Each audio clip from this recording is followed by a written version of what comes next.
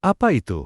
Dark Web. Dark Web adalah bagian dari internet yang berada di dalam Deep Web, tapi lebih dalam dan anonim. Di dalam Dark Web, situs-situs biasanya berakhiran onion, dan kontennya tidak terindeks oleh mesin pencari umum. Dampak atau bahaya masuk ke website di Dark Web. Masuk ke Dark Web bisa berbahaya jika tidak tahu apa yang dilakukan. Berikut dampaknya. Pertama, ancaman keamanan data. Komputer bisa terkena malware, spyware, atau ransomware hanya dengan membuka situs tertentu. Data pribadi bisa dicuri jika tidak hati-hati. Kedua, konten ilegal dan berbahaya. Banyak situs di dark web yang menjual barang ilegal, seperti narkoba, senjata, identitas palsu, dan lainnya. Bisa secara tidak sengaja melihat konten disturbing, menjijikkan, atau mengganggu secara psikologis. Ketiga,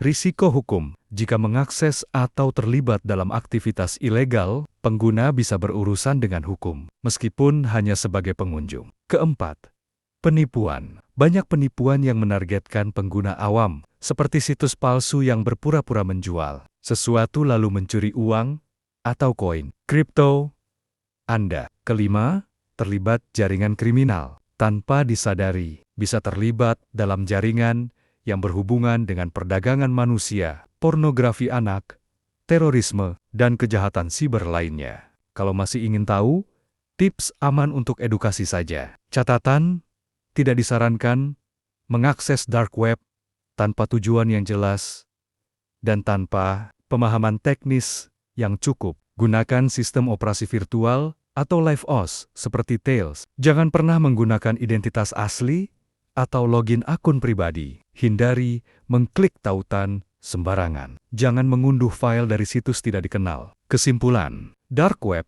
bukan sepenuhnya buruk. Ada jurnalis dan aktivis yang menggunakannya untuk perlindungan identitas. Tapi kebanyakan digunakan untuk aktivitas ilegal dan berisiko tinggi. Masuk tanpa persiapan atau pengetahuan yang cukup bisa membawa dampak serius secara hukum dan keamanan digital. Kalau kamu ingin tahu lebih lanjut secara aman untuk belajar atau edukasi, like dan subscribe channel ini ya.